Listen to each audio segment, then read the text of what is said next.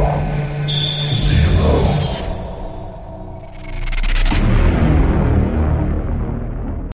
up, everybody? Welcome back to Two Guys One Gamepad, episode 16.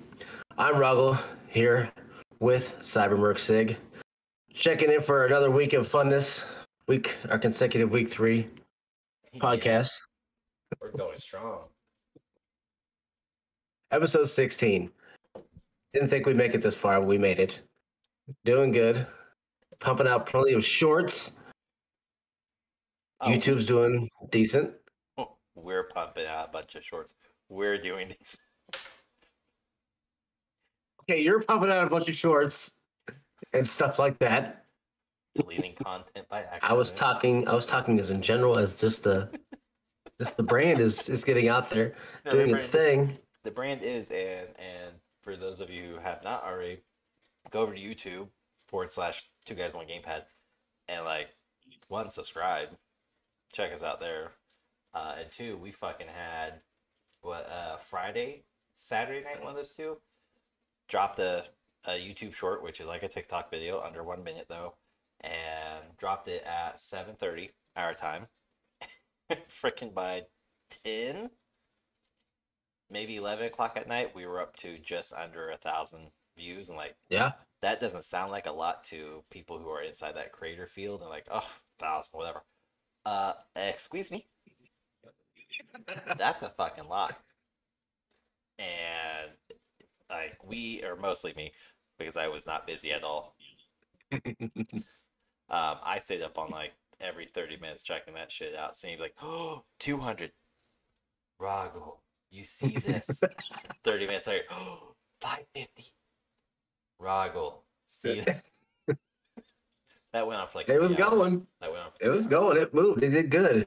Other ones were doing pretty well, and then we had a couple that just kind of went stale. But it's the weekday. It's the internet. Yeah.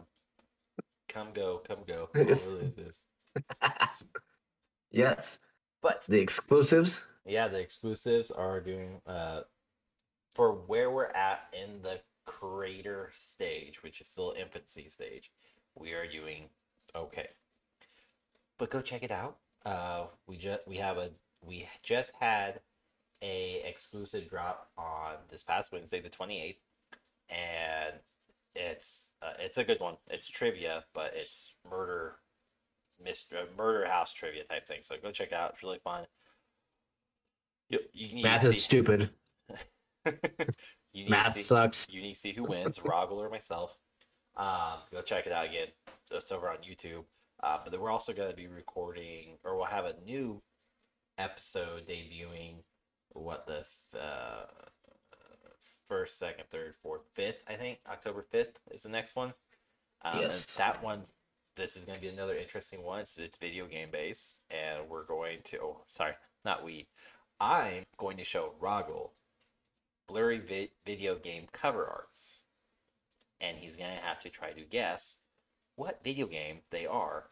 And there's 3 stages: super blurry, medium blurry, and freaking obvious as hell, but still blurry. And maybe he'll have a punishment that he has to drink a nasty soda. Who knows? I haven't decided yet. We'll see what happens on Wednesday. You just have to tune in to find out. Other than that, alert, they're all Nintendo. Okay, listen, they're not all Nintendo, but most of the cover arts were easier to find on the Nintendo covers. Okay, I bet they were, because there's just it's a rectangle, whereas everyone else is not. Yeah. But anyways, episode 16. What to do? Well, first off, the biggest thing that I think has come out either today or yesterday, your man crush, maybe ours. What came out Tuesday? What came out Tuesday, September 27th. Today, when we're recording, is Tuesday the 27th. You're listening to this on Friday. So on September 27th, 2022, yes, that was fucking amazing news. I'm so happy because those are my 2 favorite Marvel characters, in general. Mm-hmm. One, I share my first name, Logan, with Wolverine, so yeah. And then, man crush, Ryan Reynolds, because Ryan Reynolds. There's nothing wrong with that man Do we need at all. do we need to say more? No. Speaking of that, I did watch. We come back to Deadpool, but I did start watch Wrexham, where they bought the Oh, football club. yeah. Have you seen it or checked it out at all? No, I've seen the trailers. I've seen a It's bunch of in. clips. I didn't think it was a documentary. Yeah. I thought it was a Hulu show that they were just making of. They bought one, but it's legit. I didn't know it was legit. No, it's They legit. actually Like, bought it. yeah, and like not Reynolds, but the other guy, they've never met in real life, and he literally No. just messaged him randomly. Was like, "Hey, you want to buy I this?" saw it on Skype. And spent like $3 billion on it, and Well, yeah. because Ryan Reynolds did an interview on one of the late night shows, and he's like, "Yeah, I heard you just spent three billion or 3 million, maybe it was." And he's like, "Yeah, Blake's not too happy about that. I didn't tell her about it till after I purchased it." I was like, "Yes." Well, in true fashion, like Ryan Reynolds would do, that right there is just amazing. Well, listening to Rob McElhenney, who's the other one, Yeah. other guy that purchased with him, he's sitting there and he's talking. The very first episode, he's like, "I really want to do this because I didn't know, but he grew up in Philly, huge Eagles fan, which I am as well, and that pulled me in even more. But he's sitting there and talking. He's like, I really wanted to do this, and then I realized it's going to cost a shit ton of money every year. Yeah. He's like, I have TV money, then I realized I need movie money. Then I realized I need superhero money. Yeah. Then I realized I need tequila money. Then I realized I need a cell phone money. And then Reynolds says one other thing. I can't remember what the hell it was. It was tequila, cell phone, and then whatever the hell else he has. He's got one more thing, and I can't remember off the top of my head what it was. But anyway, he went through the whole damn thing, and he's just like, okay, so the sugar daddy of everything is going to be Ryan Reynolds. But again, just them two playing off each other is still good. And it's a documentary, not even a show, and it's enjoyable and entertaining. Yeah. Of just the backstory and everything that they're doing. I think I'm only on like episode 2. Yeah, I haven't. It's good. I haven't watched it because I have so much. I have so much shit lined up in my catalogs across all my platforms. FYI, it's gonna be a TV series. Right? But I have so much shit built up in like Hulu and Netflix and Peacock and HBO Max and Discovery. Like, I have so much just lined up to the point of like I will focus on one episode, and then of course I have episodes with the wife that the two of us watch together, so I have to bounce back and forth. And then of course I have all my movies I'm trying to catch up, so it's really hard. Where like right now, I'm sure I'm gonna get shit for it, but I realized, and this is part of like ADHD, OCD, whatever issue I have, is when I realize something's not complete in my brain, I need it to be complete to be at peace or calmer. And it dawned on me after watching, I think probably 5 or 6 podcast videos on TikTok from the cast of Boy Meets World. They were all talking about, how it was being child star actors and actresses in the 90s and all this stuff. And literally one time I was like, I haven't actually finished that. I don't know what happens. And that bugged me for probably a solid week before I realized I need to go finish this. I need to go watch this. Now on Disney Plus, I'm on like season 3 of Boy Meets World because I only watch it maybe an hour, 2 hours a day, if that. So you're talking about 2 to 4 episodes, and that's by myself. And at the same time, if my wife watches it with me, then I have to fill her in on what's going on, and it's just like it has to scratch that itch inside my brain, or else it will drive me up a wall. And it's not one I can just be like, oh, I watched 7 seasons, I just need to watch the 8th one. No, I need to watch all of them in a row. I mean, if you've gone halfway and it's been a while, do you start back from the beginning and then work your way back through it? If you can remember what happens, or do you have to completely start over? If I can remember vividly, that's kind of the key point. If I can remember vividly, like not only the main storylines, because that's always easy, but all the minor attractions, minor storylines, I will just pick up where I left off.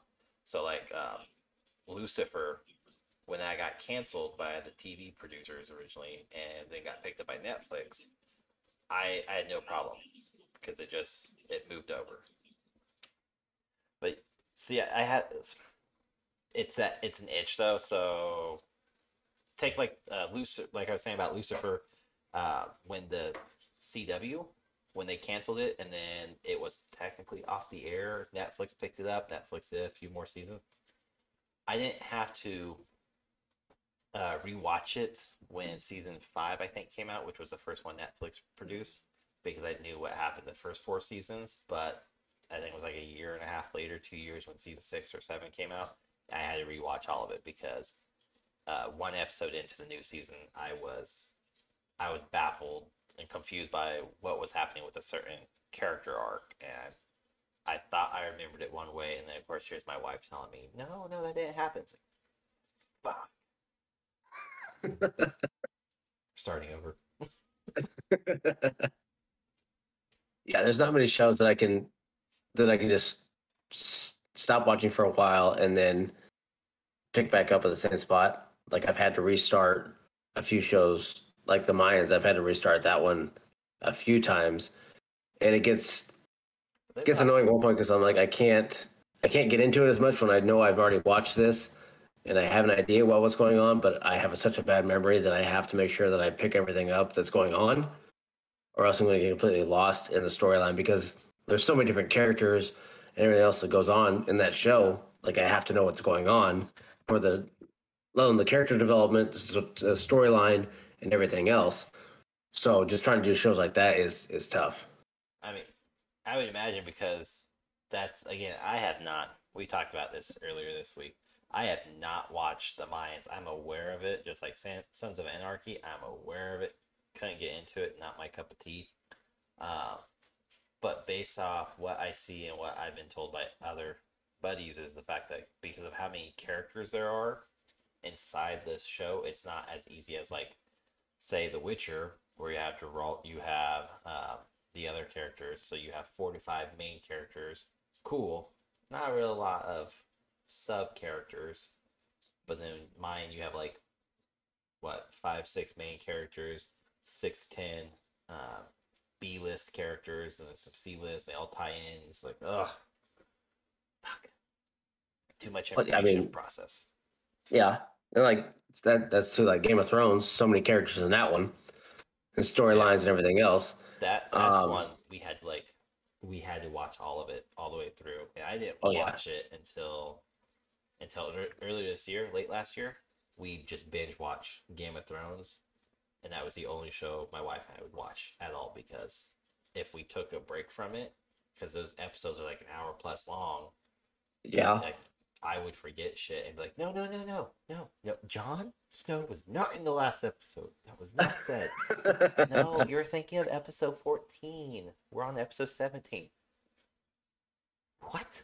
The fuck did I miss out on? Okay, so we're the same thing, because I'm the exact same way. She'll sit there and she'll watch everything. She'll know exactly what's going on, and I'm just sitting there like, I don't want to be the little kid. What's this one do? Who's he? What's going on here? Why are there dragons? What the hell? They said they were extinct. What? Who's Daenerys? Take this back. Hold on. Aquaman is begging this chick. What's going on here? Why is he dead? What the hell's going on? I don't know what's happening. Oh, that was such a, like, oh my god, that was a good show. Like, again, I hate to be that one. It's like, it's not as good as the book. And my wife and I were just talking about this, about the Hunger Game, because she's reading the books and watching the movie today, and been reading the books for a while now.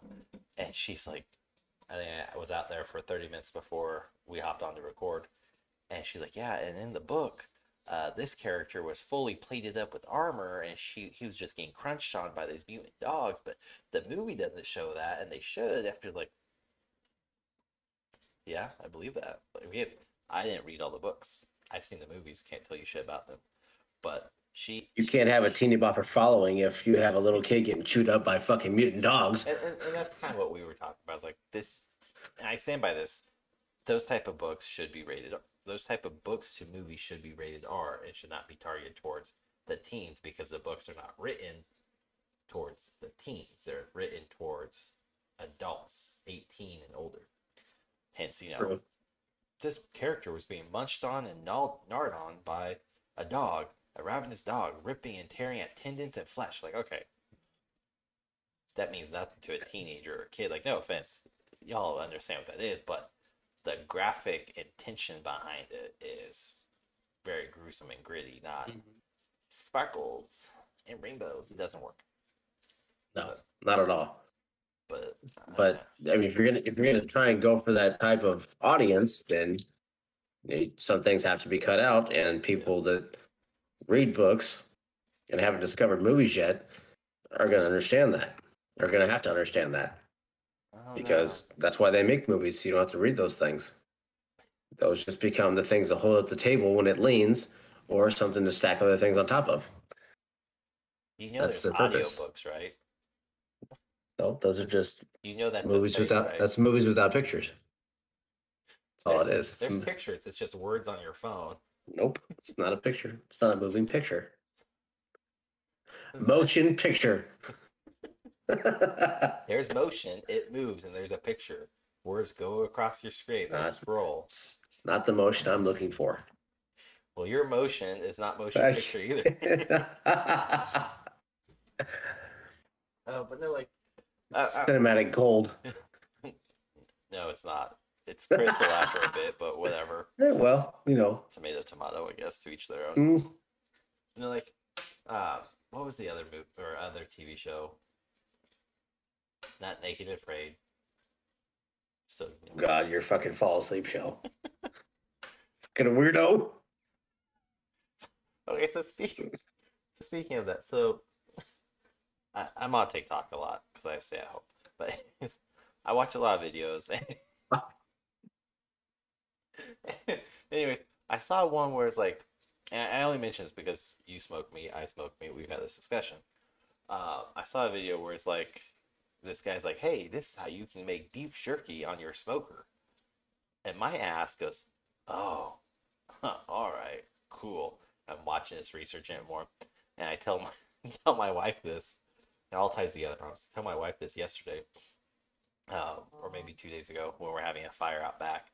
And I was like, hey, I guess I didn't know you could do, it makes sense, but I did not think to put the process together that you could smoke beef jerky to the point, or smoke beef to make it into beef jerky. Like, that didn't register in my head, because growing up, when my dad would make beef jerky, or my uncles or my grandpa, whoever made beef jerky, they use a dehydrator. So, it takes 12 to 24 plus fucking hours and smells amazing in your house, but you're pissed off you can't have any. So in my head, you need something to pull the moisture out. And for me, that's not what a smoker does. It slowly dries it out over time, hence smoking. But anyways, so I tell my wife this, and she goes, they made beef jerky on Naked and Afraid. It's called biltong. And I was like, oh yeah, that's right. Just a moment of clarity. Put your head down. Oh, okay. No, like it wasn't like my head down. My head had to I tilted. I was like, huh? Because I had to run through all the episodes really quick going, no, did they? Oh yeah, they did. So I had to justify it to myself. I was like, well, that's not the same as smoking though. Because they have a fire and it's not necessarily like with the meat over it. Sometimes they threw the meat up in the trees, savanna, hot desert, whatever. So they throw it up in the trees and the sun would cook it. Again, low and slow. But then it picked this fucking process up at all. So it's like, what? And then finally went, oh. Yeah. They did. And she's like, why are you like, what's this fascination? Like, oh, sorry. This was me segueing into, well, now I need to go buy a top brown, bottom brown, whatever. I need to make some beef jerky on my smokers. Oh, yeah. Yeah, that's why. So, like, all surprise, this is what I'm getting. But, like, that's how my train of thought is just, like, it's all over the fucking place. And she's just the point, where are we going with this? It's like, hold on. There's a story. I promise. I need to explain this. I'll get to it. Just wait a second. But like, that blew my mind in the most stupendous, fucking awful way possible. Of going, oh, they did. If naked people can do this in the desert, naked people. They're naked. It's in the title. Naked and afraid. And it really should be naked and a bunch of bitches because really, so many of them tap out because it's uncomfortable. I didn't know this was what I signing up for. I'm sorry. The show's called Naked and Afraid. They tell you in advance you are going to XYZ country, place in Africa where there's lions and rhinos and leopards and or jaguars, whatever, and elephants, and you just went, it's gonna be a vacation. Stupid fucks. That's all I have on Naked and Afraid. But I swear, all connected. I promise. It's how my brain works. It's the same way with movies and TV series where I have to like connect all the dots, and if I don't remember, I have to go back and fix the missing portions. So with everything going on now, they have a lot of different shows that they're connecting with the old shows of the new Lord of the Rings that just came out, Ring of Power. Yeah. The new Game of Thrones prequel of House of Dragons. There's another spinoff of Snow for Game of Thrones that they just teased. Yep. And I don't even, those are the main three I can think of off the top of my head. But there seems to be obviously a big trend of nothing original is going to come out, prequels or sequels of some kind, or what's going to end up coming. But to piggyback off that, why would there? Take Game of Thrones again. House of Dragon and Jon Snow's coming out. House of Dragon's already out, so like on episode 3 or 4. But anyways, why? And I'm with you. Like this, it irritates the living shit out of me. I like to watch new stuff, or at least give it a try. Mm-hmm. But I find it two fronts. I find it very lazy to do this type of practice where I'm going to take this massive franchise arc and we're going to start doing Star Wars method of, well, now let's take Daenerys and let's pick out her family lineage and let's give you a background of it. And all they're really doing is like filling in the plot holes that the books gave, which is cool. But it comes across very lazy and like, well, we fucked up. We didn't give much background on Daenerys and her bloodline and what happened with the Red War or whatever. Like there was so much missing, and then Jon Snow, we just know he's the bastard of the North. Okay, well, we got a little bit of a teaser or a taste of who Jon Snow actually is, who his father is, who his mom is, and like you got a teaser, but that was it. They didn't really address it too much more, so they have to now again fill in these plot holes. But you're running to the point where the actor that plays Jon Snow is Kit Harington. He's no longer playing Jon Snow, or maybe he is, but anyway, he's older, so he's not going to look the same as Jon Snow. And now he has his hair cut because he was in Eternals. There we go. So, and now he's slated for MCU, and the way Disney likes to work, if you're slated for that franchise, specifically MCU and Star Wars, doing other gigs takes a back seat in the requirement field. So if Kit's character inside Eternals is just designed to have the short hair, Disney's very good about going, nope, you have to remain or be willing to go back to this. DC had that issue with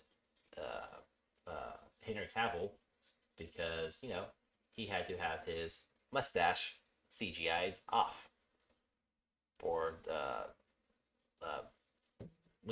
League of Legends, what's the game? Well, I can't think of the stupid ass Avenger wannabe DC thing. The Umbrella Academy? No. Was he in that? No, not Umbrella Academy. No, it's a movie. See, this is where we get all this shit. Flash, Wonder Woman, Batman, Superman, Justice League. There we go. Wow. That's fucking. I was like, I thought you were talking about like it's because he's been on other shows. I didn't think you were talking or other movies. I didn't think you were talking about the number one big thing in DC. The only big thing in DC. The Avengers are Marvel, and then Justice League is DC. Avenger wannabe, but DC. Like, I can't fucking think of the name. Wow. But that movie, before they did a Snyder release, they like that was the big thing. Is people were very upset that Henry's like upper lip looked weird because it was CGI to remove the mustache he had for another movie. Disney doesn't play that game. Disney's like, because if we need to reshoot this or we need to shoot something, you're on call for us, and we take precedence. So yeah, which I mean, Marvel is the Marvel universe is just as bad as far as spin-offs and everything else. I mean, She-Hulk is being it's being raked across the coals, yeah, because of and the twerking scene. I haven't watched it yet, but the twerking scene is one big one, and I guess it's boring as shit. But I haven't seen it yet. I saw Eternals, and it was good, not amazing. Better than I thought it was gonna be. Well, I mean, I will say that. I had that like I'm not gonna watch it. This is shit. Coming to Disney, July. I was like, it's free. It's almost. Oh, it's a decent movie. Jolie still should not have been casted in it. Yeah. No, he shouldn't have been casted either. Why the fuck is Harry Styles in this? This is stupid. Like, I had issues. Like, I just. I mean, it was decent. It's definitely a filler movie. But that's how Marvel does it with their TV series and the movies. Is the continuity is all connected. It's just you may have to take that dive into I don't want to say a shit fest because again I haven't seen She-Hulk, but with the stupid. How do I want to put this without breaking the fact that we're not going to talk about certain subjects? With the stupidness going around in society, where they're like twerking. This shouldn't be seen by young girls. Shut the fuck up. I think it's PG-13 to begin with. It is. It's Disney at that too. Yeah. Two. No. I refuse. I'm not going to be that parent. It's like it's Disney. They have to. No, it's Marvel. Disney's the parent company. It's Marvel. But you had that, and then you had I just saw one today where it's like. A group of people were upset that she talks about all the struggles she has to go through, and people are raking that like as a woman. And that's a fair point. I'm not going to get. That's the strong precedence that they're pushing in that one. And they're like, well, she shouldn't have. They shouldn't have let her just speak it. They should have shown it visually to give you a better sense and better feel and better connection. Which I agree with. If you're going to say. She-Hulk has a harder time in the world than Hulk did, Bruce Banner, then why not show it to a degree versus saying, well, I go through all this, you don't. Cool. Show it. Like that's visualization works so much better in TV series and comes across better. But that show entirely is just like, I think every time a new episode comes out, somebody from some big critic group comes through and says, this isn't appropriate, this isn't real, they shouldn't have done this. It's a filler because She-Hulk's getting ready to be brought into the full spectrum as the MCU. You have to have a background, which I don't give a how shitty the fucking TV series is. I would rather have a small continuity piece like that to come in and be like, okay, so now when I see She-Hulk on a Marvel movie, it's like, okay, I know somewhat of her background. I don't care for it, but at least I know her background. Whereas DC's like, here's Batman. And then Justice League. By the way, no, this is not the same Batman as Christian Bale. No. This is not the same Batman. No, that's different. I know we have 12 fucking Batmans. Okay? Oh, yeah. But this Batman is different. He is the Bat. Cool. Now let me go find the freaking storyline about the Bat version of the Batman. Same with the Joker. They are doing a big push for female characters because that's the push that they're going for. Cool, whatever.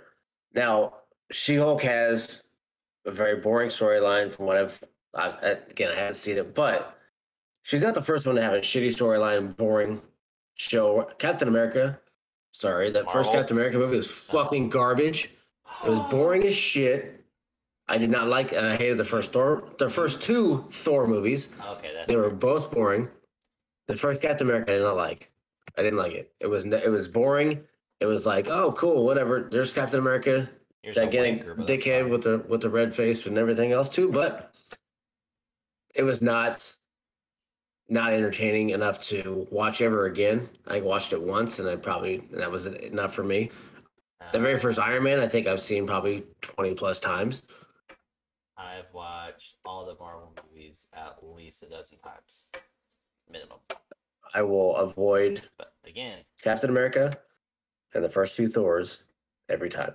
but again, downside / upside, and I don't lean on it, but this is like, again, this is how my brain operates, is when a new movie comes out and I'm like, hey, I remember this going down, and then I see a trailer that introduces something totally different, but they're making a reference to a TV show or a movie. I'm like, hold on.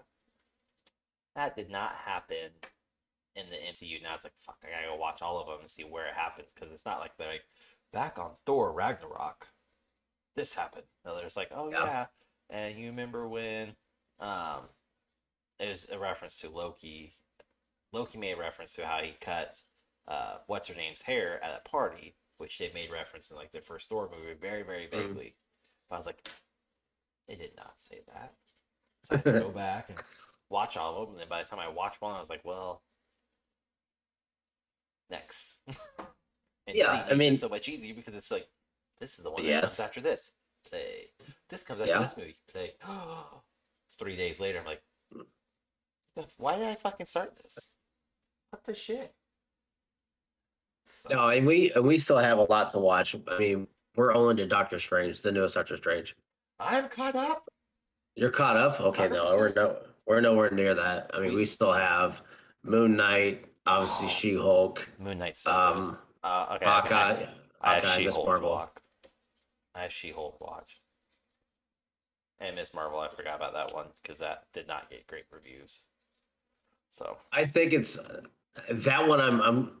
I'm kind of excited for that one because my daughter is excited to watch it, and it's one of those ones of she sees a younger kid being pushed as a superhero, getting powers in a different manner, and she's excited to watch that one. So that's going to be a little different of us watching that one because she's excited for it. Yeah. And so I give a shit if it sucks or not. And so we'll see how it is if we get there. I'm excited to watch Moon Knight. I haven't watched Moon Knight yet. Moon Knight is so fucking good. And I've heard nothing but good things about it. I mean, I can give you some shitty points on it, but like the epicness of everything, you like, again, I read some of the comics, I know some of the connection and everything, so I'm like, oh, that shouldn't have happened. But I'm not a fucking pretentious prick like so many other people are, where it's like, that didn't happen in comic book number 282 edition. I was like, I don't give a fuck. I don't want these TV shows, I don't want these movies to go identically like the comic book. I don't, because that's boring. Boring. And you watched What If, right? Yes, all of it. The What If, okay. And times. You know, spoilers, but I mean, it does stick very well with but like Doctor Strange, it sticks very well with that one as well. As there's a lot of callbacks from Doctor Strange. But I mean, you had Kevin Feige even mention, and the Russo brothers even say, "Hey, Doctor Strange is coming out. We highly advise you to watch What If." And it wasn't like to plug the What If series because it had already been completed by like a few months, I think, maybe a lot longer. But it's been longer, and it was just one of those series. Like, it did a good job. And then Doctor Strange came out, and you had Rami direct Doctor Strange 2 and did such a fucking amazing job with it, doing the throwback and making it a little bit more darkish and, you know, horror, but dark would be the best way to put it. And you still had people who are like, that's not accurate. That's not. No, I mean, it's multiverse. It teased multiple different things. They teased the evil Doctor Strange, even zombie. They teased the zombies at that point too. I mean, there's so many different things and different ways they can go with it. I want to see a zombie movie, but I don't know when. And I know if they do it, they'll do it right. But I want to make sure it's done at the right time and not just like thrown out there at the wrong time. I think if they did, if and when they do a zombie Marvel Zombie. I would like it to be a TV series, not a movie. So where they can pack more into it and do like an hour-long episode. Disney, that should be a Disney Plus one. At that would be a good one for that. And I wouldn't be opposed to, it would suck, but an animated one. I could see it being an animated one, and I would be okay with it. It would work better animated. Yes. It would. Unfortunately, the twist to anime or animated, sorry, is you have a very hard barrier to cross back over into real life. Yes. Because you can't just make callbacks. You can in animated, but you can't in the real life version of it. The way they did What If with to call back with the Doctor Strange movie, it worked very well. And it all made sense because even the beginning of Doctor Strange reminded me of the What If series. Just the very opening scene of everything reminded me of What If. And that's the fact of animated or not, it all made sense and worked really well. And I would like to see it. I mean, if it's animated, awesome. If not, whatever highly CG'd is what it'll be at that point too. Yeah. But I mean, they could do it if they brought like the director of Walking Dead, as much as I hate that show. And that's right.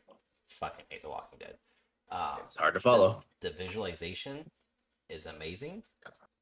So if and when you do a zombies MCU, that would be the crew to bring in and just kind of let them have their way with it to a degree, and then they don't have to worry about heavy CGI. It could just be minimalistic CGI. Because a lot of those extras were in the makeup chair for hours to get that dislocated jaw look. So, but yes, I'm growing more and more fond of I don't want to say Disney Plus exclusives, but that's what they are. The Marvel TV shows over the Marvel movies, because like Loki was such an amazing TV series and did such a good job of connecting the dots. And the fact that it's not the Loki that we all saw die. It's, they literally took it from the time variant himself. So it was well played, well orchestrated, and you can see how they're going to bring Loki back into the MCU, into the movies, because you have this TV show that is doing a very good job of, here's this person, here's this new Loki, oh, here's King, so he's going to be a massive play, as we see at the end of it. But even though I think it was like a 42-minute long episode each time, it worked so much better, even though, 42 minutes each, 8 episodes, so every 2 is an hour and a half, so yeah, several hours long. But I didn't hate myself going, where's all this information going? Like, there's missing information, there's missing puzzle pieces. Like, the movies, again, to myself, I feel like you have to have some knowledge of the Marvel universe with the old or the original MCU cast. You have to understand, okay, this is what Iron Man's talking about, this is what Captain America's talking about, this is what Fury's talking about, this is why Scarlet Witch is so powerful. Like, you had to have some baseline information, or you had to know somebody who had baseline information and go to the movies with and be like, hey, no, I don't get it. Shut up. Yeah. Fucking try and watch. Yeah. Which has now grown to, hey, just a heads up, we're going to go see this movie. This is what you need to know. Don't worry about this stuff. That's all. Yeah. So like, I mean, go back to the zombie part of it. Like, you wanted the Walking Dead. I mean, if I had my way of any of the makeup artists growing up that I had, one guy that I idolized growing up, I wanted to go to his school, Tom Savini. I need to know, like, work. I don't know. Okay, I'll give you one. Sex Machine from Dusk Till Dawn. Oh, okay. Okay, Tom Savini. Hands down, in my opinion, one of the best makeup artists in the game when it comes to back before CGI. Yeah. That he did everything in Dusk Till Dawn, multiple other movies. but I mean, the guy is phenomenal at what he does. And the sad thing is that what he did, along with other multiple makeup artists, is a dying art. And they even did a biography or a documentary on a lot of those guys that worked in that field. I don't know if I would say it's a dying art though, because you're having like there's an amazing makeup artist on YouTube. My wife found originally several years back, and then I kind of stumbled upon it because of her. The YouTuber is Made You Look, and she does she does a lot of that, like not necessarily grotesque, but she does a lot of just heavy makeup, and it looks really real. It looks very like you could touch it, and it's very scary at times, spooky, whatever. And then she has very animated like ones, and there's tons of makeup artists that maybe haven't gone to school, or maybe they did and they just like most people here in the U.S. don't use their fucking degree because it's not. What? I know. But I mean, there's so many of them out there. It would just be a matter of basically Disney would have to be willing to take a chance, or DC, whoever the fuck. Somebody would have to be willing to take a chance and go through social media and scrub the fuck out of these videos and be like, this person has good potential, this person has good potential, let's bring all of them in, let's fly them out to Hollywood and say, hey, you got 12 hours or you got 24 hours, make this person up. Because there's so many of them that are just amazing artists that do just pure makeup or prosthetic makeup as well, and you're like, this is ridiculous. Well, there was a competition show that had that as well. Didn't that die off though? Like, oh, it died quick. Yeah, because there's not interest. It works. It's a niche with certain people. There's a small following of people that are, and I think it's more of the horror genre people that follow a little bit more because of you only see them mainly in horror movies. It's more intense. There are some in other.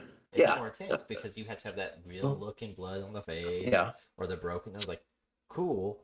I'm not downplaying. That shit looks fucking difficult. Even when I, growing up did the whole Halloween palette where it's like, this is red blood. That looks fake as shit. Yeah. Just put it on my face, whatever. They make it look real, so I'm not downplaying, but like Disney, I say Disney because they have the money. But technically Amazon could too, because fucking Jeff Bezos. But anyways, Disney could do it, and they could honestly do.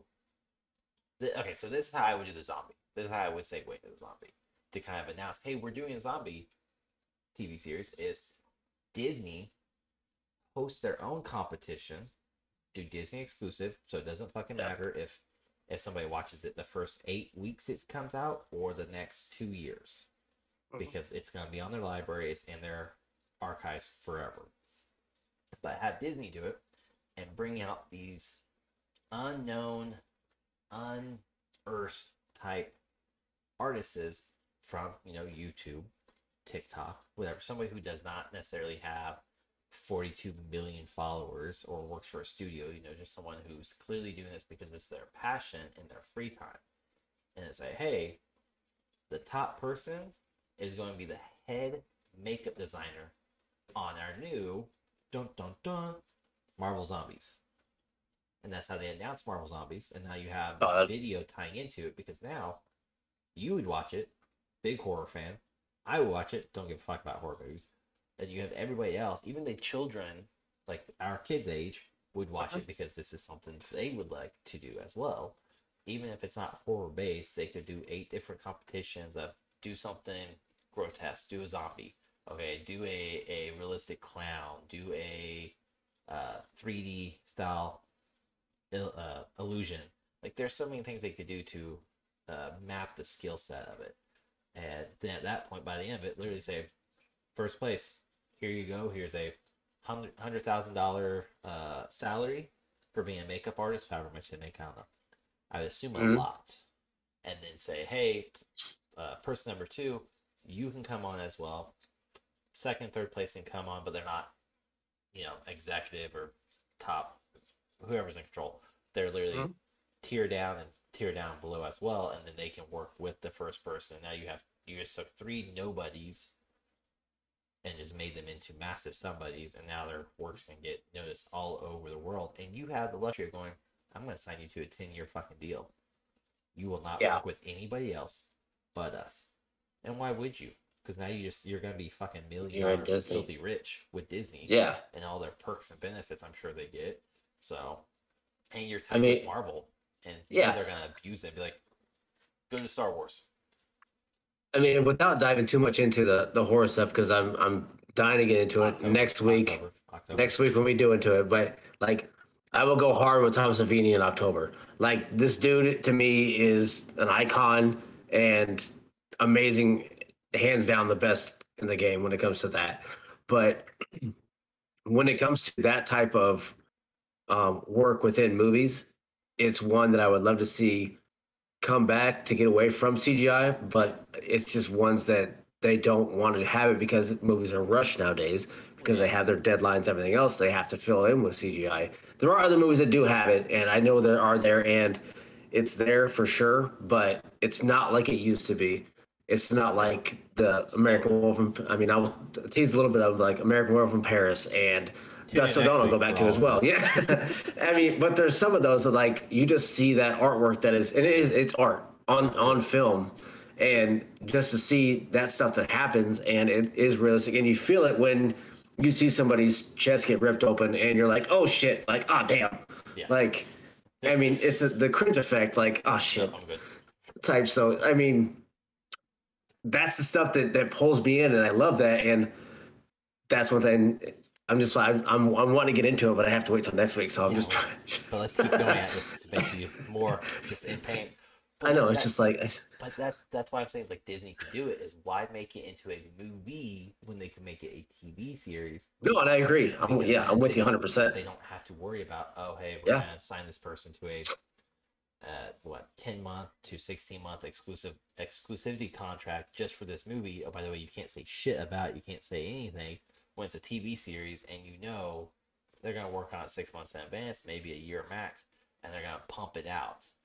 And as far as like scheduling, they don't have to really stick to a schedule because, like they did with Black Widow, the movie, it takes place before but also after type thing. So they could also just kind of fill in these spots.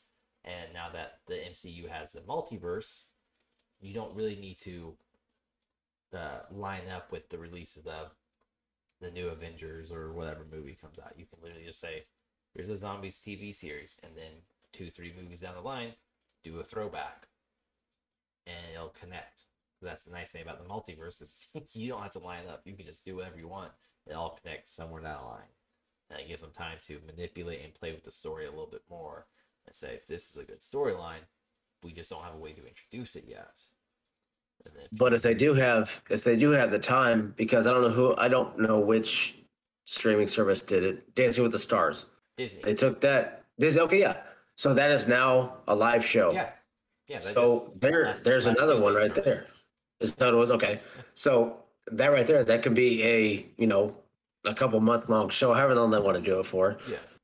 A live show once every week. Like they pump out, they release a new show for like all the streaming shows. Once a week they release a new one.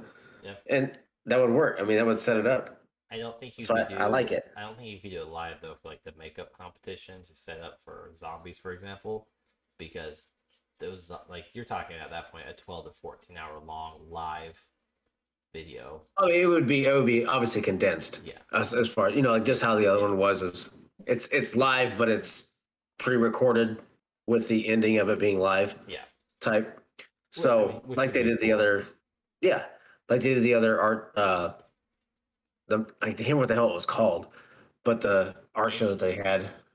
Not ink. That's tattoo.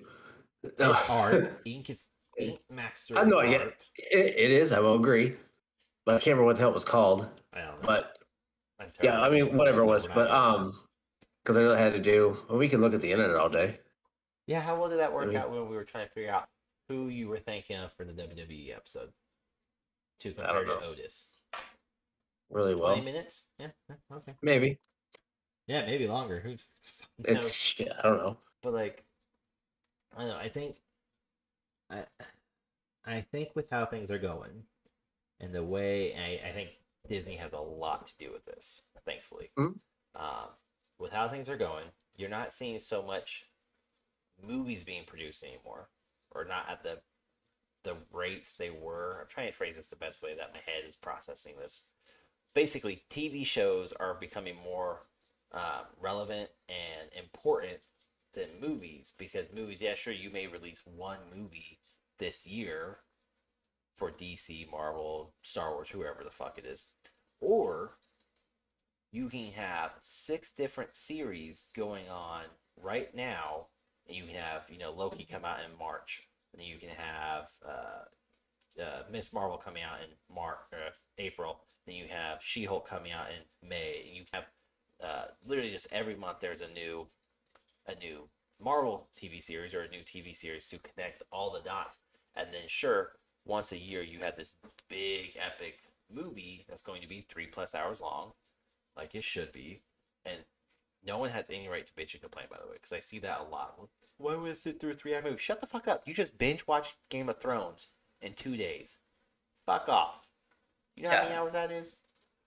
But I think that's where we're going, and I would love for these universes to do it, and they would be the best way to do it, whether it's Marvel, whether it's Star Wars. DC, honestly, that would be their best way to revamp and redo everything. Is just say, fuck the movies for a bit, work on some good TV series. They already have Peacemaker, which was an amazing TV series, and start building off of that and say that's where, like, Peacemaker, that's going to be the new DCEU. Let's go from there. And you can start cherry picking the information you want to take from the past movies if you choose to. Otherwise, just say, here is Jason Momoa as Aquaman. He gets a movie, or give him an 8-part micro series, and then do the Justice League a year later after everybody has a fucking background. And Ezra Miller gets out of whatever stupid bullshit he's got himself into now. But that makes more sense to me, and Disney is showing it's working very well. So, just my 2 cents. Perfect. But okay, TV series like that, again, just my opinion. I think that's where we're going. I think movies will be produced at a slower rate, and TV series are going to take to fill the gap for major franchises. We're seeing it already with Marvel again, but Star Wars has also started doing it with Andor. Which, again, haven't seen it. It looks great. Haven't seen it. I'm way behind on Star Wars stuff. I still haven't finished Mandalorian. Me too. Okay, so yeah, to be fair, that's one of those, like, I'm gonna sound so fucking old and pretentious. I do prefer the originals, where they cut off and everything before this new cast came out, and that's just because, again, we're talking about childhood and what I rewatch and rewatch and rewatch over teenage years and adult years, and then they released the episode 7, and Daisy Ridley. I don't think she's a good actor or actress. Sorry, and John Bottega, I don't think he was utilized properly in the right role. Again, just my opinion. Are you going the original 3 you like, or The original 6? Just the 6. Okay, the 6, which the hardcore Let's say 3. Yeah. Star Wars will say the 3, and they bastardized the and that's fine. Add-ons. That's fine. I agree to an extent with that. I get it. However, when we're talking about overall, like, story and production value and character, like, everything, the characters felt more relatable and realistic. Realistic, yeah, but it's just they felt better. They felt better scripted. They felt better actors. And granted, this was a day and age still where CGI either wasn't a thing or it was just starting to become a thing, and you could notice it. And then they went back, because they have even mentioned that, where they tried to CGI certain hairstyles, or they CGI Yoda or whatever, and they had to go back because it didn't look very well. And again, that was the day and age of this element that did not exist, or did not exist at its top level like it is now, which we're still not even at top level. It just looked better. And now we have all this CGI available, and you have way too much of it being used. Where it's literally just here's a green screen, here's a rope, here's a landing pad, get on it. Like it's an oversaturation of CGI. And I think it works better as a TV series that way because you don't notice as much. Or maybe I don't notice as much, but movies I can pick up on CGI pretty quickly and Yeah. I'm either super like negative about it or I'm like, they did this very elegantly that it looks realistic enough to pass off. So like Life of Pi, that water or I was gonna say the water scene, but that's the whole fucking movie. I'm saying they're all on water the whole time. But like that was amazing how they Mm. did so much additional CGI with no issue, and that was the hardest would be CGI in ocean waters to get the white caps and everything properly. Yeah. So, So and then take the Matrix and the huge fight scene in that one where you're peeing in a cup and not in a cup.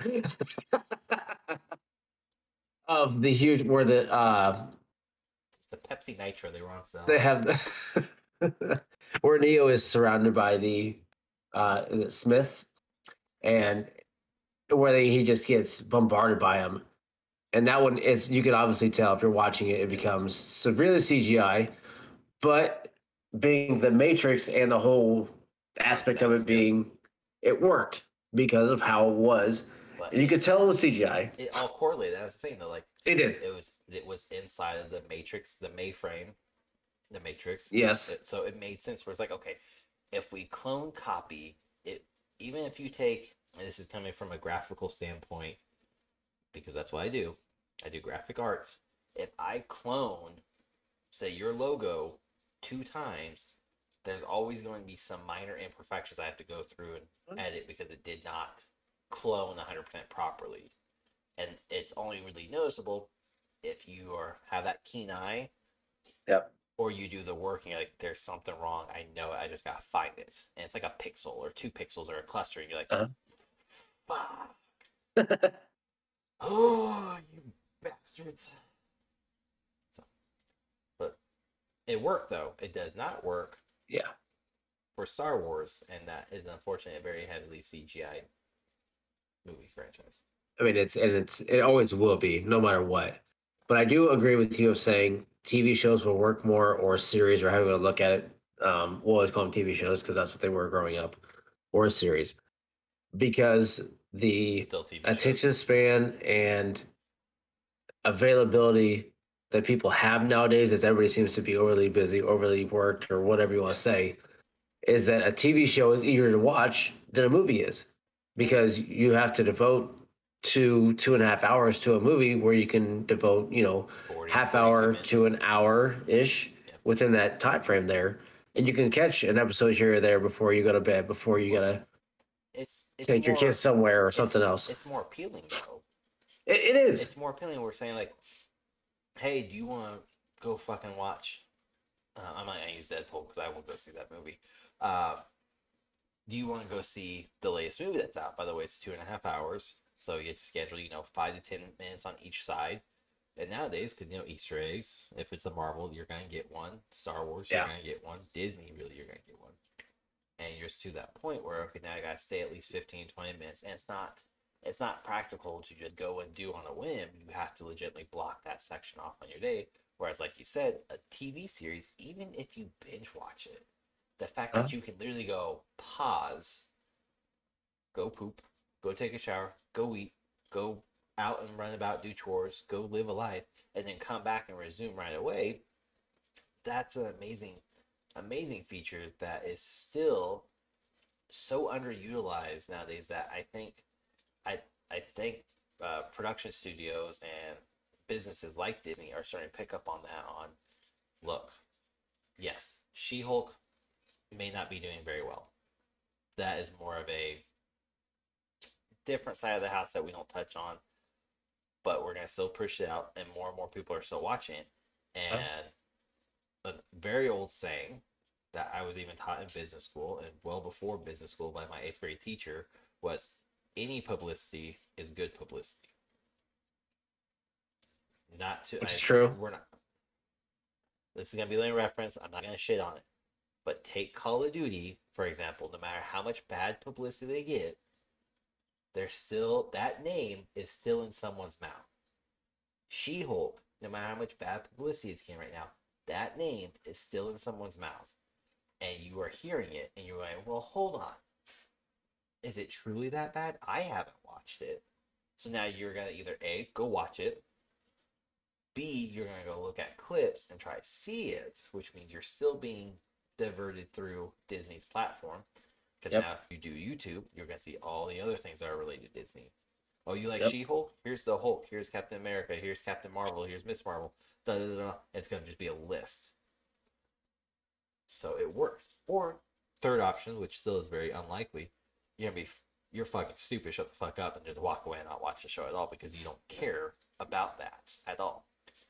But there's always going to be that slight section of the conversation or the name that's going to intrigue most people, and they're gonna have to go and watch it.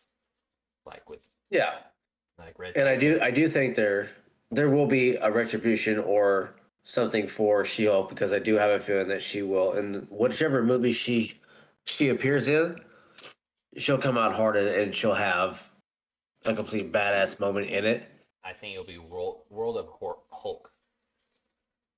If they do it, and if it's done correctly, yes. Well, we'll see how the whole Simpsons. I don't think they'll do it.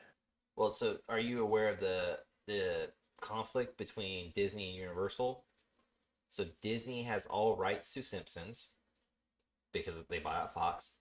Disney has partial rights to the Hulk. Universal has rights to the Hulk. So they can't Disney cannot make a standalone Hulk movie or TV show. He cannot be the prime guy. He cannot be the main actor. He has to be a secondary character. He'd never be the main. Hence why he's in She-Hulk. Yeah, because She-Hulk is the main, not Bruce Banner.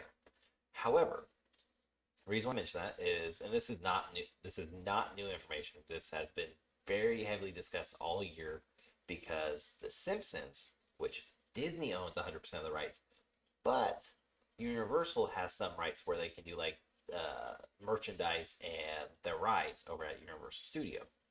So there's a whole section of the park that's dedicated to The Simpsons, and Marvel or Disney kind of just has set back and say, whatever type deal. We don't have any way to circumvent this. But that contract is coming to end, I think, in 2027. I think is the time, maybe 24. But anyways, 2027. And Universal makes so much money off The Simpsons alone that they are in a deficit with Hulk, but not with The Simpsons. And the easiest trade for Disney would be like, all right, we'll give you The Simpsons. We want the Hulk. Simpsons brings in a lot of value to Disney. But at the same time, Simpsons very anti-Disney reputation, brand, all that. Disney does not fully align with how Simpsons a little edgier than what they're used to, or they want even what they want to promote. Yeah. So I mean, I haven't even watched the latest Family Guy episode that just came out Sunday, and that's the first one that Disney has had their hands on 100%.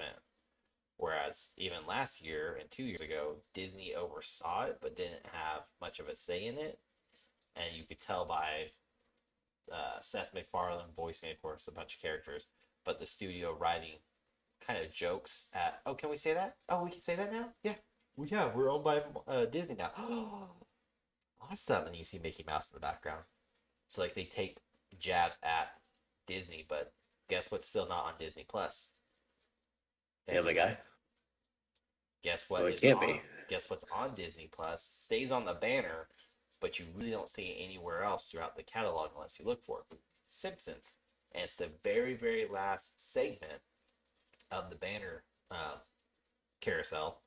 So the theory, and right now it's looking very much like it by everything that's still coming out, is Disney will give up Simpsons or make a deal for Simpsons and basically say, here you go, you can keep Simpsons, but we want Hulk. Because Universal can't do any Marvel characters at all. So if they make another Hulk movie, they can't use the Abomination. That belongs to Marvel / Disney. They can't use another Bruce Banner because that's Numbnuts. Can't think of his name now. What's his name? Mark Ruffalo? Yeah, there we go. Mark Ruffalo.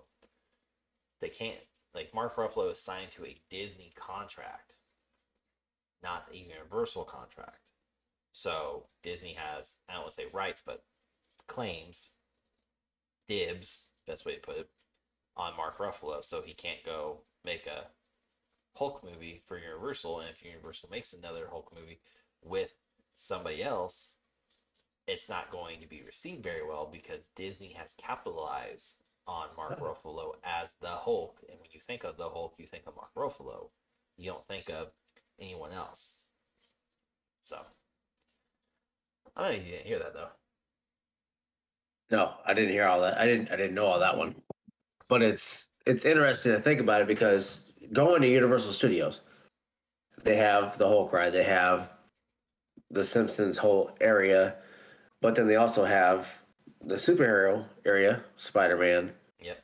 X-Men, Yep. all those as well, which are now So those are also shared. So they're not. Because Fox owns Spider-Man. Still. Sony owns Spider-Man. Or Sony, I'm sorry, not Fox. Sony. Fox owned X-Men, but Disney owns that now. But with like those rides, the contract is between Universal and Sony for Spider-Man, but then what's between Universal and Fox for the Mutants, X-Men, and all that. But that deal is up, I think, in like 2023, and Universal is not going to be given any type of rights whatsoever.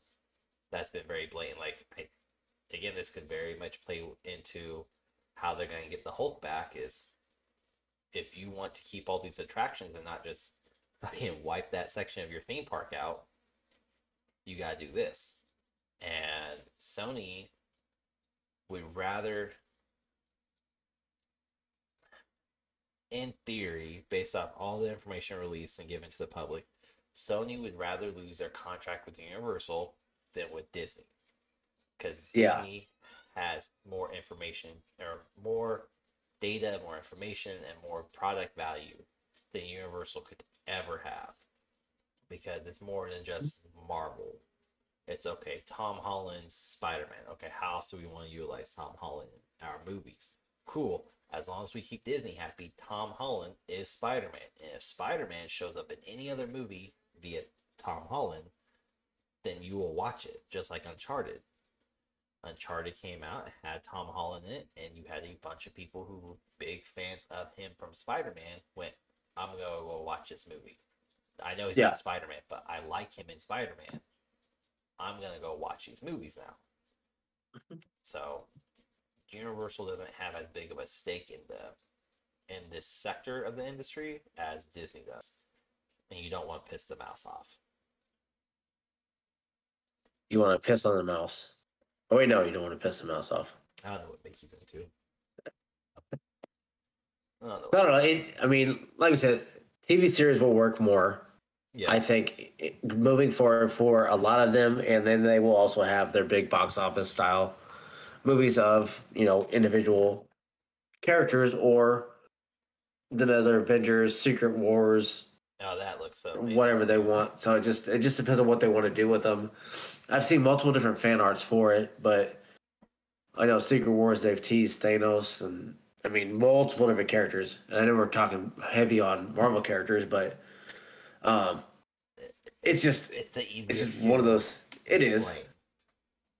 And we're nerds, so. Yes. It's not October. He can't talk about horror shit, or else. No, I'm trying to hold it all back. I mean, I've already seen comments, mostly on YouTube, where it's like Sig talks a lot. I do. I'm okay with that. Wait till October's episode. Wait until episode 17 through 21, maybe 22. It will be very heavy. Roggle and Sig's just. Oh yeah, no, I've seen that. I only watched it once though, because I don't fucking like horror movies. I have to watch them during the daytime because I'm a 5-year-old. Well, I mean, also you have a vast knowledge of a lot of different things when it comes to video games and things in of the industry stuff that I don't look into. Hey, So I I don't, guide you in the right manner to talk about this stuff. I don't look in Nintendo the exception. I don't look into these actively. I will see a video. I will see a video, mostly on TikTok or Uh-huh. YouTube, and I'm like, bullshit. And then I go research, and I'm like, he's still bullshit, but now I know more information about this. So, and depending upon how petty I'm feeling or how big of an asshole I'm feeling, maybe I'll make a video. You're making TikTok about Yeah. it. I'm not against it. Okay. We talked about it at the beginning and we didn't get too far into it with the new Deadpool. I think we will talk maybe 30 seconds about it. Comes out September 6th, 2024, one day after my 34th birthday. I'm going to go see Deadpool. You're so cute and so young. Shut up, you're like 35 at that point. Yeah. Oh, yeah. You're right. Exactly. I will be exactly 35 when that movie comes out. Plus a few years. Whatever. You'll be 40. It's fine. But the fact that Hugh Jackman is going to be in it and bringing Wolverine into it. Have you seen the theories around how they're going to bring him back? There's going to be so many different ones. I'm curious to see if Cumberbatch is going to be involved. This information came out around through IGN. No. I saw Ryan Reynolds' Facebook post first around like 4 p.m. Central Standard Time. And I couldn't find it again because that's why I was trying to share to our Facebook page. But I found Hugh Jackman that was posted shortly after. I was like, oh, yeah. Sure. But I don't know if Cumberbatch will be a part. He doesn't need to be a part of it. Well, I'm curious because of multiverse. But Deadpool has Cable's time travel. So X-Men and Deadpool are already in the same universe. It's Fox, or was Fox. Same universe. So the way they proved this by Deadpool in the second one, getting Cable's time machine, getting it fixed, and then going back and killing off Deadpool from Wolverine, and of course Green Lantern and a bunch of other stuff. So we know Deadpool and Wolverine are in the same universe because he was able to time travel back to that, not leap through different time spans. He was in one timeline, able to leap through it rather than multiversal jump. So, but my favorite so far, again, came out roughly 6.5 hours ago when we're recording this. The best one I've seen so far, and I think it could work so well, is Deadpool's going to time travel back to save Wolverine during the massive epic fight scene that he dies in, or he's going to go back and have a way to bring Wolverine back, which is just by removing removing a piece from him that he was accidentally shot by in Wolverine 2 or 3 when he was in Japan, wherever that one is, that just slowed down his whole aging process and regeneration. He could just take that out and Wolverine would come back to life. And then Wolverine would be pissed off at Deadpool for bringing him back to life because he just had a peaceful and perfect send-off.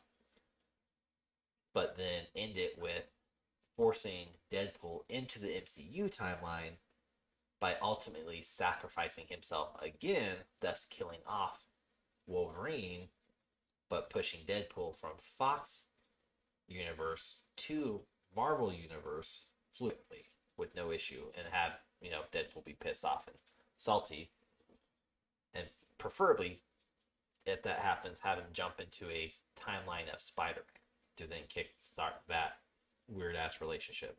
Because that's probably one that I'm more excited about than Wolverine, because the way that Deadpool is in the comic books with Spider-Man is one of the most enjoyable. I mean, Wolverine is great, but like the Spider-Man Deadpool one is amazing.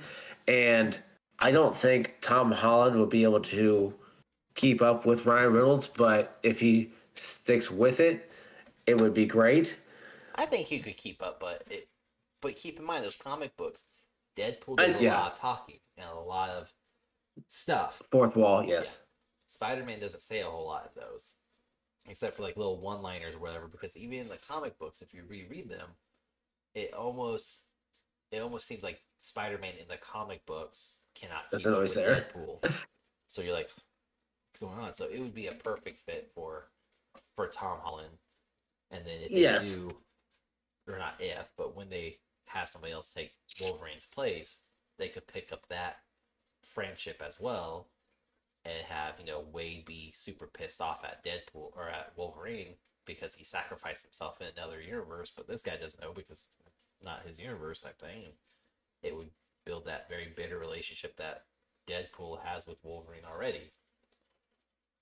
And I'm waiting to see after the whole he crosses over to MCU if he's going to be thrown in there randomly like Howard the Duck is. I want him at In the first to in be the like Stanley. At first, just like not yeah. random pop-ups, and then I would do that. Do that throughout these next few movies that come out between now and September 6th, 2024, and just have like glimpse of Deadpool, even if it's just like a spray paint of his logo or DP, Yeah. anything, just something minor to put in the background, make an Easter egg, and then when Deadpool comes out in 2 years, then have him launch into whatever section of the universe inside the MCU and kind of start leaving these marks throughout the movie that he's in or making jokes about, oh, I'm going to go tag Statue of Liberty here. But now if you go watch, the next Spider-Man movie or whatever, and you look at Statue of Liberty, you realize she maybe has a Deadpool logo or something, and you're just like, oh, I had to wait 2 years to see this correlation, but there it is. There's the Easter egg. And that would be a great way to also replace Stan Lee for those nice little cameos. And watching the trailer or announcement that that was shared to the Facebook page today. I was gonna text you. No, I saw it. So as soon as you did it, do you think they come out with or they show the black Deadpool outfit? Because it looked like that's what he was wearing. It just came in dark too, but it looked like he was wearing a black. He was wearing his ash-covered one from the end of Deadpool 2.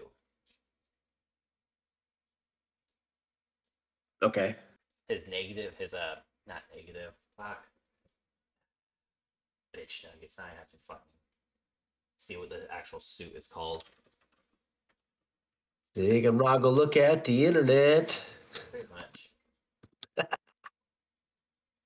I always forget what's called. His I would say it's his negative suit, but that's not right. That's Spider-Man. I mean, it makes sense what it would be called negative too, but because the black suit is what I was referring to pretty much is the black with is it white eyes instead of black? Yeah. So that's the one I was wondering if it would be. Oh no, I'm thinking of the other one. The white suit with the black eyes, the black eye around and the red eye actual. But there's a black suit also. It just looked like it'd be something like that from what I saw in that announcement style. But I think if they do that one too, even if he's gonna try and match the callback to the Wolverine of X-Men in the all black. X-Force. God, thank you. His X-Force suit. That's the black and white. I just pay attention, I promise. Oh wait, no, but we know what I'm saying about the whole callback to the Wolverine of in X-Men. They wore all black. Yeah. And then he shows up in all black to play off of it and go with, oh, we're matching. We're twins. Twinsies. But there's also is it considered unreleased? There was unreleased, I guess would be the best way, but clip that was supposed to be shown at the end of Logan as like an Easter egg, whatever, or maybe it was. I think it was the Easter egg. It was. Anyways, It where was. he's like, oh, he never got to wear the suit, and it was his iconic yellow and gold, or yellow and blue. Yeah. That's just very much Wolverine. Deadpool also has a yellow suit, so it'd be so many ways to tie this all. Like, it's gonna be awesome. So for the next 2 years, I will be talking some mad shit about how excited I am to go see Deadpool. That's 2 years. That's a long time to wait and him to cock tease this movie. But that's what. So, do you remember when Deadpool originally came out? Oh yes, I know, and he will do an amazing job doing it, No, and I don't doubt that. And but the iconic marketing, yes, that was amazing. Yes. If he doesn't do that for the next 2 years, he has to. I'm telling you right now, I'm going to be a very, very salty bitch. He has to. I Especially mean, with other Marvel movies. the way he does it, and the way that he teases everything, and talks about it randomly, and if he does pop in and out through Marvel movies to tease it, He doesn't have to physically be there though. That's the thing. They can literally just make it a sticker, a wall art, a spray paint, without ever truly showing Deadpool, because they're not going to just introduce Deadpool into the MCU. That would be stupid. But do it something like do it some way where clearly he's been here, and there's so much lore inside the comic books that they can go off of to make it look like Deadpool's been here, like tagging the Statue of Liberty, defacing Spider-Man's home or Spider-Man's mask, like whatever. There's so many ways to do it. It would be 2 years. So I'm saying 2 years to make some amazing content for this, and the fact like even if these movies were never shot or intended to ever have Deadpool in it, it's very easy to go back and edit a logo or edit something into the scene that wasn't ever shot. So where truly you could watch it for the first time and it never got leaked, which would be nice for a change. So. Yeah, I mean, there is a lot of things that can happen, a lot of potential with his character, and he has probably 5 years left, you think, of Ryan Reynolds playing Deadpool? Do you think he goes longer? Because he does not age well. Ryan Reynolds does not age well. I love the guy, hands down, but he doesn't age the best. So keep in mind with what they were able to do with Mark Hamill and Luke Skywalker in his recent cameo when they de-aged him. So he was still there, but they took the years away and made him look a lot younger. Same with the person who played Dr. Octavius in Spider-Man Far From Home. He's a lot older than what was portrayed in the movie because they were able to use all the I don't remember the technical name, but anti-aging technology to make him look a lot younger. And they could do that. And granted, he wears makeup already. Yeah, and he's already. So I mean, how much does he actually have to physically be seen without his costume? He could voice Deadpool for years and literally just make small little, not cameos, but that's how it had to be treated. Is here's Wade Wilson without his mask. Because I had to go back through, but I don't think he, other than the first one, he was not seen without his or his uniform outfit, whatever, too much in Deadpool 2, except at the prison scene when he was in the jumpsuit, and even then, he was pretty much always seen in his red tights. So, does he need to be physically seen? Nope. And it would still work. And that would.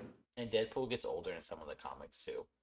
Yes. So it's not hard to let him keep going for, I would say, no more than 10 years, but with how they're producing movies, probably another 2, 3. Probably. Yeah. And even then, I could see them honestly producing this third movie, dropping him into the MCU, and then from there on out, not giving him a movie, except for maybe every couple years, because it would have to be rated R. and Kevin Feige has already said they have no intentions of not making Deadpool rated R.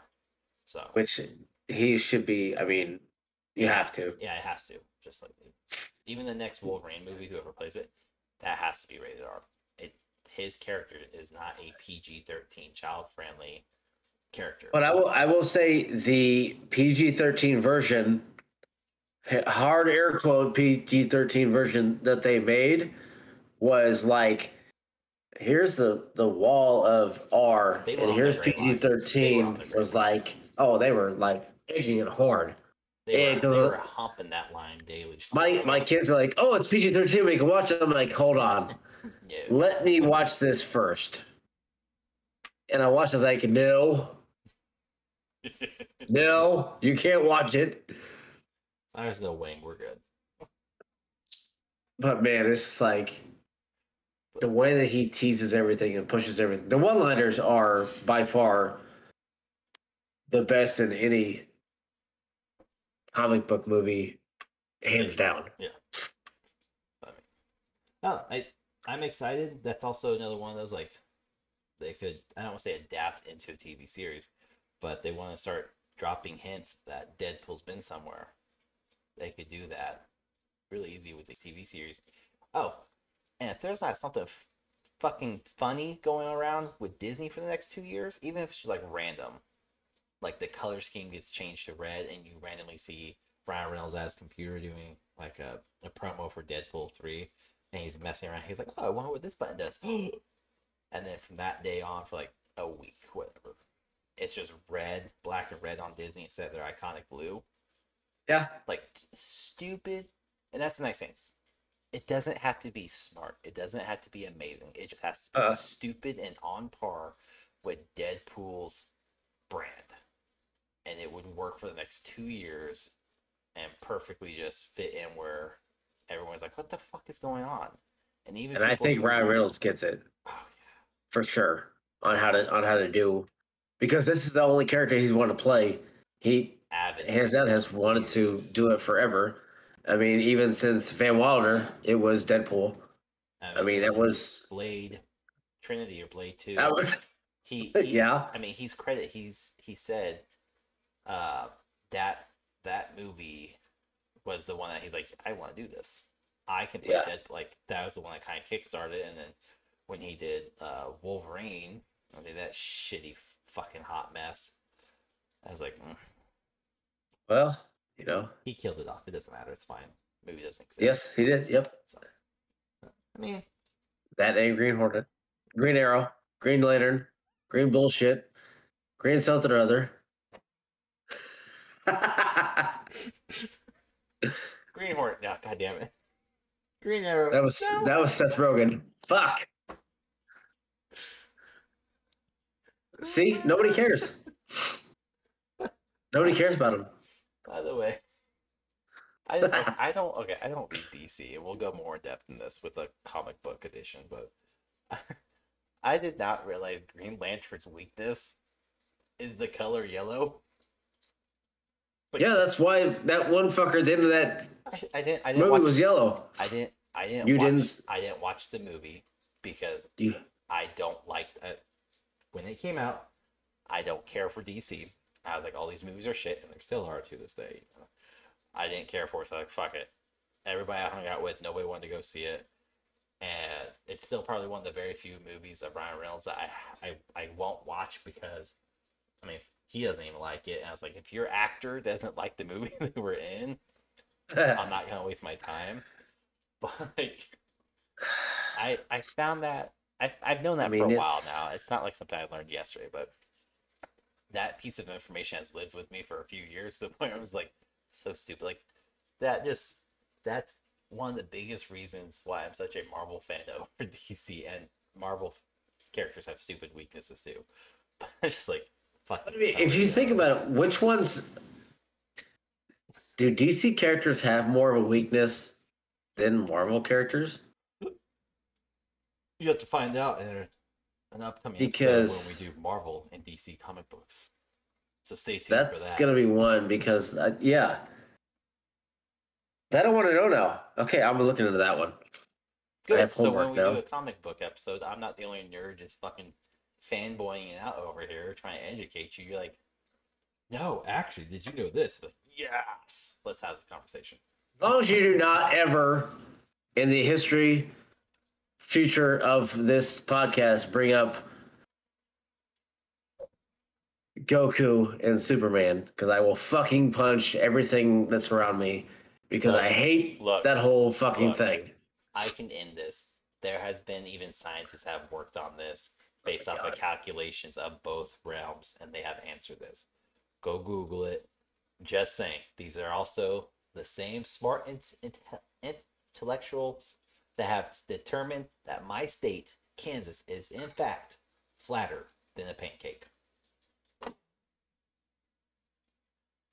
Information nobody needed, but hey,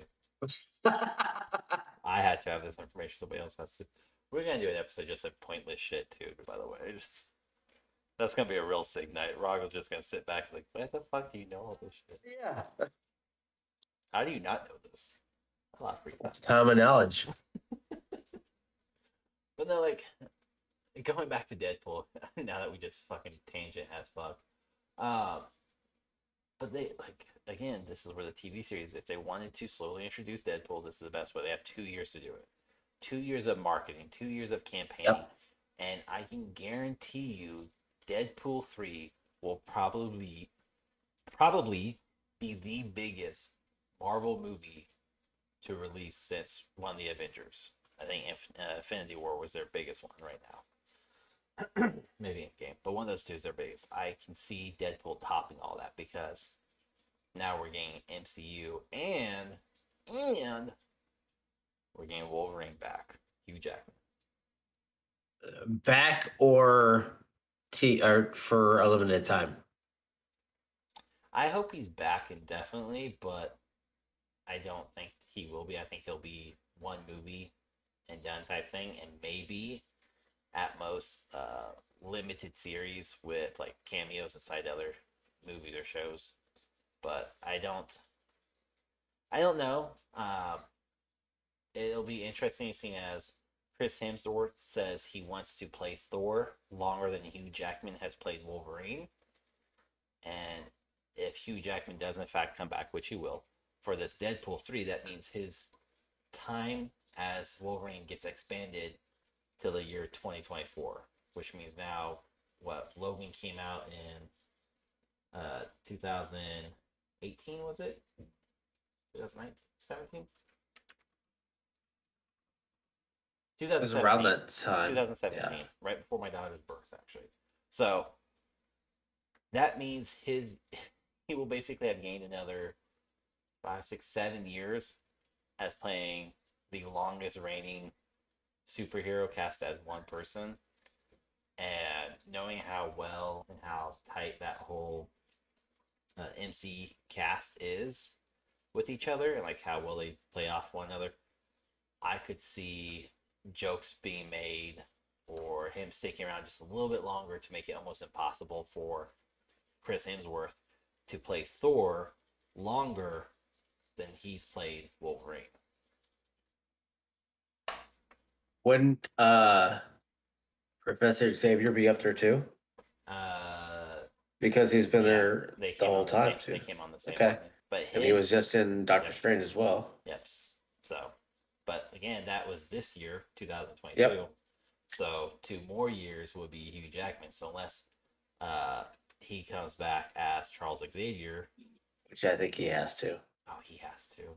There's no way you can leave him out and they have to have something in there with him, I would think, because of the strong tie that Professor X has with Wolverine as well. Hear me out. With that tie, though, because we now know Deadpool is in the same, and we're talking heavy comic books at this point, but it's still TV and movies. Fuck it.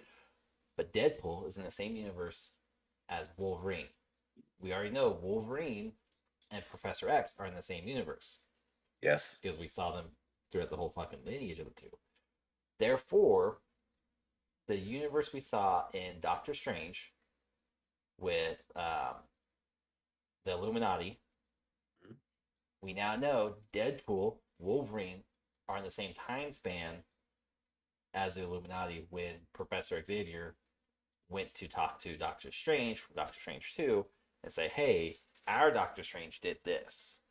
Yes. So he has to come back. He did not die. Wanda did not kill him. So he can still make a cameo or come back in the 2024 Deadpool 3 movie. Because he has to. Like, that would be so funny for Wolverine to be brought back and then somehow bump into Professor X and be like, I thought you were dead. I read you. He did die in Logan. Yeah, but Easter egg type thing. Like, it's he's back. he's not Because he did die in Logan. but he's not dead because he's back. But yeah, that's the thing. It's like they have so much to play with and basically say, oh, Professor X isn't actually dead, and they can play off because yeah, we saw him die, but we didn't see him die. Or is Logan so far in the future that it's not even there yet in the Marvel Universe? There's that too. But I would like to see the daughter of Logan involved more within MCU as well. But you know, X-23. That's just, yes, she was a little badass. I want them to have his actual son come into play. I don't care so much about the daughter, but X-23 was that little girl played that character so fucking well in that movie. Yes, she did. And just she didn't talk hardly at all. Shouldn't have to. But she was just a fierce little fucker that you're like, God. But at the same time, as a parent, I'm like, yep. Well, that's my 2-year-old right now. Yeah. Oh yeah. Yep. Only difference is my 2-year-old's living with me and not a movie. You can't turn her off at night.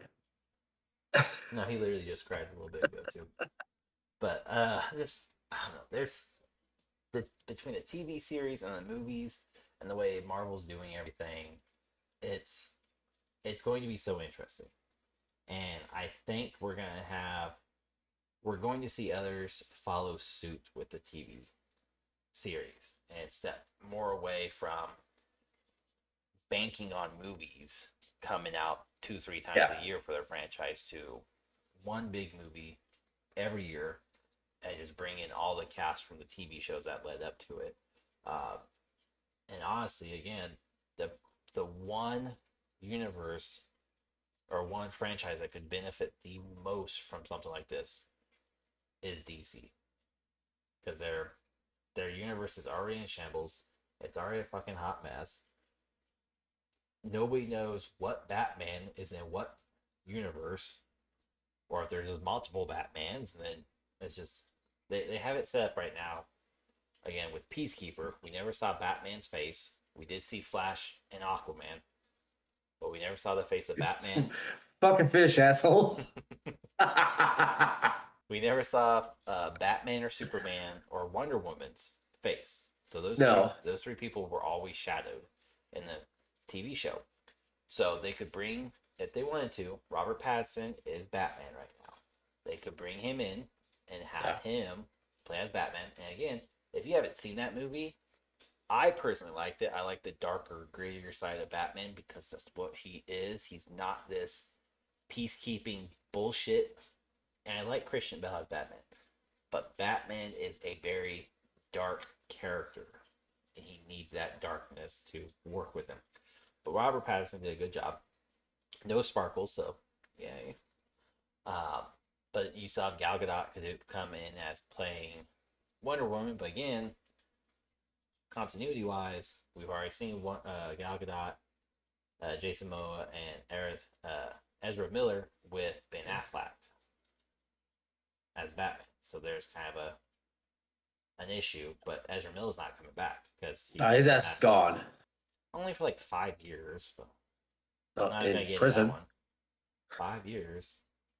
But anyway, so they had to rework it, and again, they could do a multiverse too, and have Jason Momoa stay as Aquaman, come to a different universe by accident, and then just recast everybody, or make Peacemaker do something that causes a rift to open, and then They need Flashpoint in order to do anything with that whole. which they could do. Yeah, yes, they can. They just need So to fucking stop saying we're waiting to see what Ezra Miller's gonna have. We're waiting to see if we're gonna just. Why are we no, it's kick the his dude ass that out? plays Flash in the TV show needs to play Flash. Which that's so stupid. Like he is such. To me, he is such the iconic role of Flash. Like Yeah. that's who I think of when I hear Flash in the moment. People's like, no, the movies. Like, No, fuck that dude. That dude is not Ezra is not the fucking Flash. I never liked him from the beginning. he Not a fan at all. He doesn't have that charisma for Barry Allen. Like he's not. No. And again, I didn't read the DC comic books. I grew up very Marvel. I read. Flash is a very cheesy character. He's a very cheesy, comical character. Always has been, always will be. He's the goof. He is, and he's the always eating, talking shit type of character because he's faster than everybody and can get away with whatever he says with what he does. But one thing that DC has, in my opinion, is that they have a longer running, successful TV series for a lot of their characters. Granted, they have Green Arrow. Now I'll get this shit right. Green Arrow, not Green Hornet or Green Lantern. But he's not Green Arrow. Back. No, but the CW show for that was great. Yeah. The Flash show was amazing. Yes. Smallville was great until the end. Yeah. Okay. Not gonna fight you. I think those are the main three that I can think of. Gotham was not good. You shut your whore mouth. Gotham was not good. Now the guy that played Joker was great. No, I'll give him that one. No. We're gonna stop on Gotham. We're gonna stop on Gotham. Okay, listen. Gotham was set up. The last 2 seasons were shit because at that point they were like, we're done. We're not gonna make the character that plays Bruce. We're not gonna actually let him grow up and play Batman. We're not gonna let Penny grow up and play Like I don't want to say they rushed it. But they made it to the point where these two characters could not play an actual Batman and Alfred in a legit Batman movie for quite some time, like several years still to this day. It didn't work. But Gotham, did what DC sucks at typically, with the exception of Green Arrow and Flash. DC sucks at building a true backstory for not only their main character, but for the realm or the city or the bad guys. Like it's just like, here's Wonder Woman. She's an Amazonian, and now she's coming to save the world. Oh. Are we just gonna skip over the whole Amazonian and why they're shaded away and like, oh no, we know because they can't handle, man cannot handle what they know, but we need more of a backstory. Like, Gotham, up until I think like season 4 or 5, was a great TV series, and the fact that you could learn so much about Batman, you could learn so much about where the Joker came from, where the Riddler came from, because the guy that played the Riddler, other than Jim Carrey, he is my favorite Riddler because he was just nerdy looking enough, but at the same time he was very elegant. He was very intelligent, coming across as his character was supposed to. If we're gonna have a Riddler, he needs to be the Riddler. So then you have the girl that played Catwoman. She did a good job again building Catwoman's story arc as well as the story arc between Batman and Catwoman, and build like they had all these character arcs laid out so well. Penguin, that guy played a really good Penguin. Again, he was just weird, just rejected enough as his character personified, like amazing. Fisheye Mooney was another good one. Like all the characters were laid out properly and done very well. But again, the last 2 seasons sucked ass. Raul was done terribly because he got like 10 episodes and that was it. But now it was not a terrible or a bad series. It did very well. It's just, again, they couldn't go anywhere with it once the series was over. They had no plans to, or sorry, can't say no plans. They had no way to properly integrate that specific Batman and crew into the DCEU for at least another like 5 to 10 years to let the crew grow up and actually age, because the They kid that played Batman still looked like a tween by the end of the they series. did if they did it right, because they had Titans, which came Yeah. out in 2018, Yeah, they could have. and Gotham ended in 19. But Titans is a darker side of Titans, which I really liked, and the fact that the first or second episode, Robin says "fuck Batman," It was the first episode. It's like which was like, okay, I like this side of Robin. I like the edginess of this, and it's been enjoyable. And like that's, and I forgot about that one, but like Titans that's is a good one too. good. The Raven character is very well done in that one as well. But I don't like the person. I'm only in season 1. Okay, I don't. So I'm trying to get going with it. I don't like the actress. I don't think she plays a very good Raven. Because there's definitely like some moments where I'm like, ugh, it just feels phoned in. Like it doesn't feel like committed. But that's also, again, any role like Raven or Wanda, anything that deals with a lot of like psychic slash third element type ability is already hard enough to portray, personify. It's just, it felt off, and I grew up liking the anime or animated version, and that's what got me into a few of the DC comics. Teen Titans. Yeah, and it's just like that was the ones like, this is awesome, and then got to the comic books were like, oh, they're not kid friendly.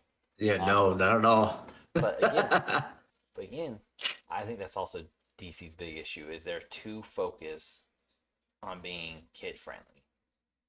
Like, they need to take a page out of Marvel's book and basically say, these characters, kid friendly, we will push them for the children, for the younger audience. Then you have these characters, Wolverine, X-Men, Deadpool, they need to be the more mature audience. Now, the younger audience members can tie into the older ones, but never the other way around. Because it's just, there has to be a definitive line, and you have to build those character arcs and places properly. And DC just does a shit job of that. Yeah, I know, and it feels like they're trying to stay away from anything that Marvel is doing successfully and doing the complete opposite. Yeah. It's like, oh, you have a successful org with Avengers. We have Justice League, but we're going to do it in a manner that nobody likes it. We'll do it in a manner that is very slow, and you can't even say you feel like because it's not even methodical. It's fucking spastic.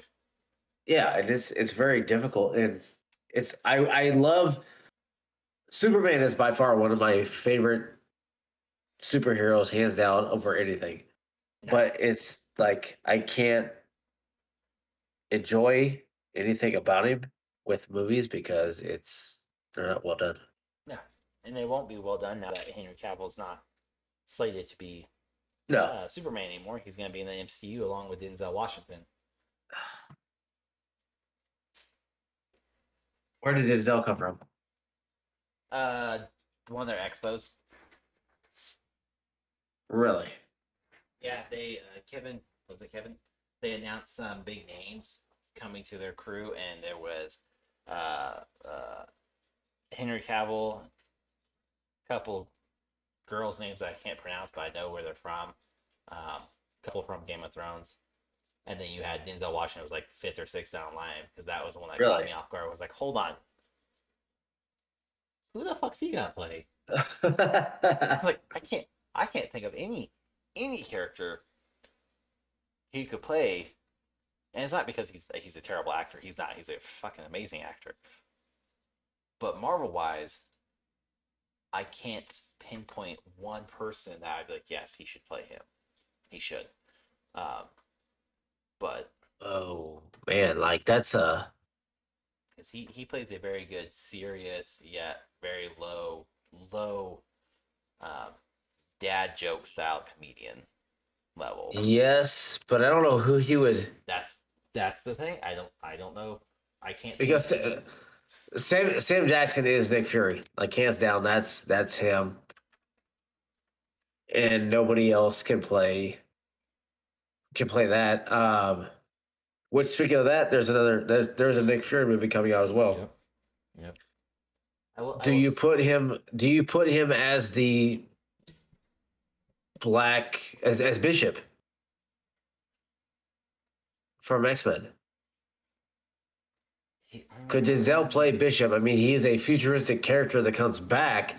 If you put him in the he's a time traveler though. Yes. So he could work along because he has a lot of interaction with Kane, and Kane Yes. is in the multiverse, empty space thing. So yeah, he could definitely come. I mean, Bishop would be one. I don't see him playing a Luke Cage character. No, because that's too much of a young character.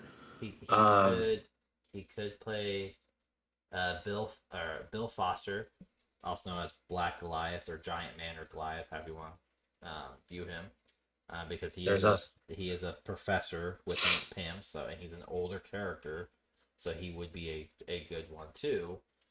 Yeah. And they don't have to bring him from another universe like they would with that just forgot the name you just said. God damn it. Bishop. Bishop. There we go.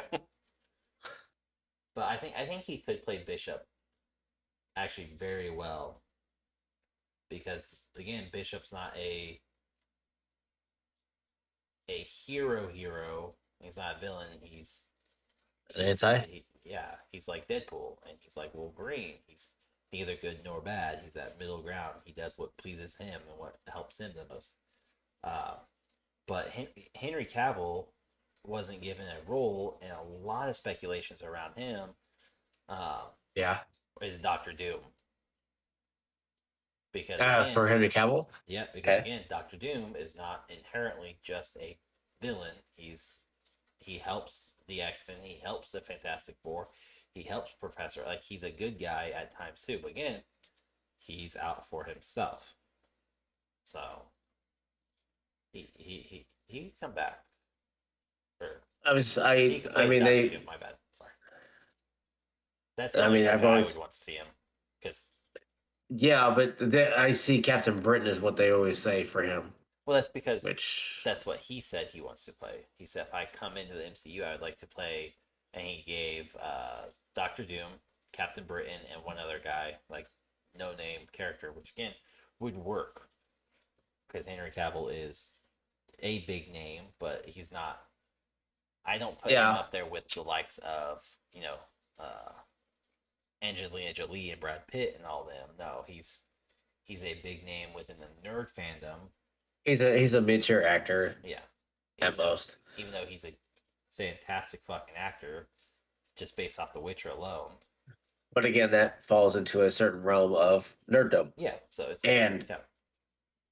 but like to pull characters to a different realm of them going from the hero to the villain of Cavill going from Superman to Doctor Doom. That's not hard. I mean, he's already playing. No, not at all. That's what. Yeah.